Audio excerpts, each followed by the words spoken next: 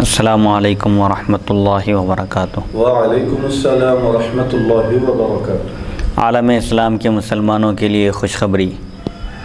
باب العلم انواریہ educational society کے تحت چلنے والا ادارہ جامعہ انواریہ کے زیر اہتمام قرآن مجید کی تفسیر کے علاوہ حدیث شریف و فقہ کی مشہور و معروف معتبر و مستند صحاح ستہ کو ملا کر جملہ 25 کتابوں کی ویڈیو ریکارڈنگ کا سلسلہ شروع کیا جا چکا ہے۔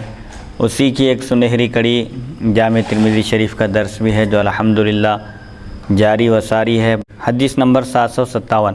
باب ما جاء فی کراہیۃ الوصال فی الصیام۔ حدثنا نصر بن علی الجہضمی حدثنا بشر بن المفضل وخالد بن الحارث عن سعید بن ابی عروبۃ عن قتادہ عن انس قال قال رسول اللہ صلی اللہ علیہ وسلم لا تواصلوا قالوا فإنك تواصل یا رسول اللہ قال انی لست کأحدکم ان ربی یطعمنی ویسقینی وفی الباب عن علی وابی ہریرہ وعائشہ وابن عمر وجابر وابی سعید وبشیر بن الخصاصیۃ قال حدیث انس حدیث حسن صحیح والعمل على هذا عند بعض اہل العلم کریہ الوصال فی الصیام وروی عن عبد اللہ بن الزبیر انہ کان یواصل لایام ولا یفطر۔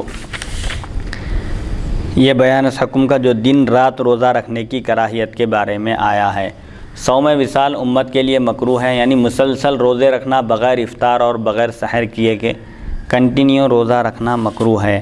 حضرت انس بن مالک رضی اللہ عنہ سے روایت ہے، نبی کریم صلی اللہ علیہ وسلم نے فرمایا دن رات روزہ نہ رکھا کرو، یعنی صوم وصال اختیار نہ کرو۔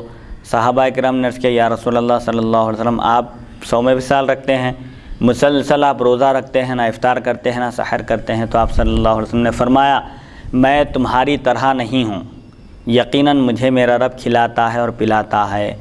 اس باب میں حضرت علی، ابو ہریرہ، عائشہ ابن عمر، جابر، ابو سعید اور بشیر بن خصاصیہ رضی اللہ عنہم سے بھی روایت منقول ہیں۔ امام ترمذی فرماتے ہیں انس بن مالک رضی اللہ عنہ کی حدیث حسن صحیح ہے اور بعض علماء کا اس پر عمل ہے۔ ان کے نزدیک صوم وصال یعنی دن رات بغیر افطار و سحر کے روزہ رکھنا مکروہ ہے۔ حضرت عبداللہ بن زبیر رضی اللہ عنہ کے بارے میں آپ کئی دن مسلسل روزہ رکھتے اور افطار نہ کرتے تھے۔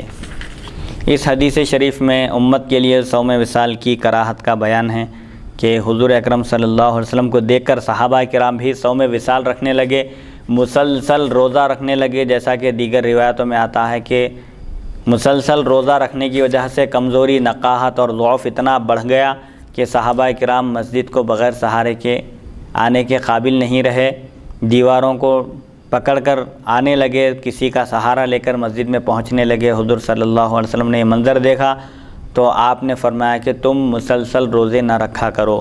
صحابہ عرض کیے کہ ہم آپ کی اتباع میں، آپ کی پیروی میں، آپ کی اقتداء میں ہم صوم وصال رکھ رہے ہیں، ہم آپ کے نقش قدم پر چلتے ہوئے ہم نے صوم وصال کو اختیار کیا۔ تو رسول اللہ صلی اللہ علیہ وسلم نے فرمایا یقیناً میں تم میں سے کسی کی طرح نہیں ہوں، تم مجھے ایک عام بشر کی طرح، عام آدمی کی طرح نہ سمجھو، میرا معاملہ الگ ہے، مجھے رب کی جانب سے روحانی غذا عطا کی جاتی ہے، میں اپنے رب کی بارگاہ میں موجود ہوتا ہوں، حاضر رہتا ہوں، وہ مجھے کھلاتا ہے اور پلاتا ہے، تمہارا معاملہ ایسا نہیں ہے۔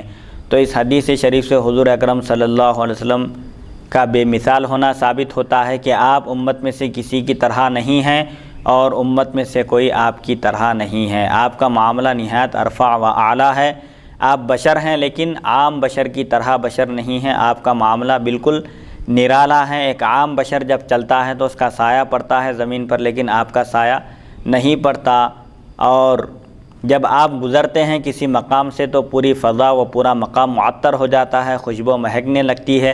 صحابہ کرام اسی خوشبو کے ذریعے پہچانتے تھے کہ حضور صلی اللہ علیہ وسلم کس طرف تشریف لے گئے ہیں۔ بہرحال بہت ساری چیزیں ہیں جس میں حضور اکرم صلی اللہ علیہ وسلم کو خصوصیتیں عطا کی گئی ہے کہ آپ کا چلنا پھرنا، اٹھنا بیٹھنا، بولنا، گفتگو کرنا، خاموش رہنا، ہر چیز معجزہ ہے، اور حضور اکرم صلی اللہ علیہ وسلم عام بشر کی طرح بشر نہیں ہیں۔ آپ بشر ہیں لیکن خیر البشر ہیں، آپ کی بشریت کا بھی انکار نہیں کیا جا سکتا اور آپ کی نورانیت کا بھی انکار نہیں کیا جا سکتا۔ آپ نور بھی ہیں اور بشر بھی ہیں، لیکن عام بشر کی طرح بشر نہیں ہیں بلکہ خیر البشر ہیں، اور ایسے بشر ہیں کہ آپ جیسا بشر پوری دنیا میں کوئی نہیں ہے۔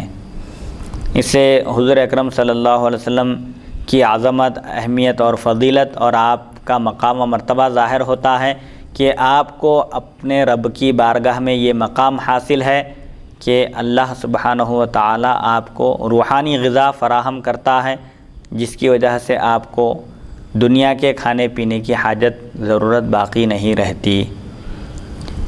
اب بعض صحابہ کرام اس حدیث شریف کے باوجود صوم وصال رکھتے تھے، دن رات روزہ رکھتے، افطار ہی نہ کرتے، سحر ہی نہ کرتے، اور صوفیہ کرام کے بعد بھی طریقہ ہے صوم طے کہتے ہیں، جس کو وہ مسلسل بغیر افطار اور سحر کے 3 دن روزہ رکھتے ہیں، 7 دن تک روزہ رکھتے ہیں۔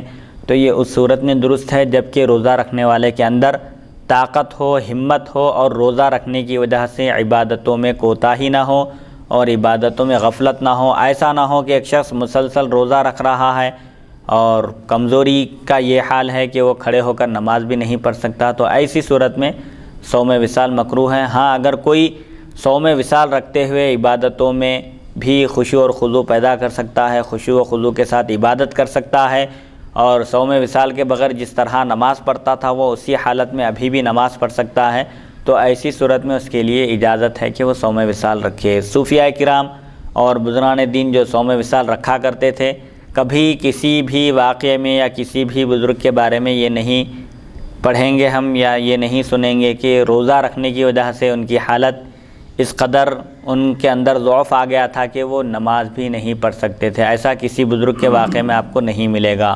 ضعف مانے کمزوری۔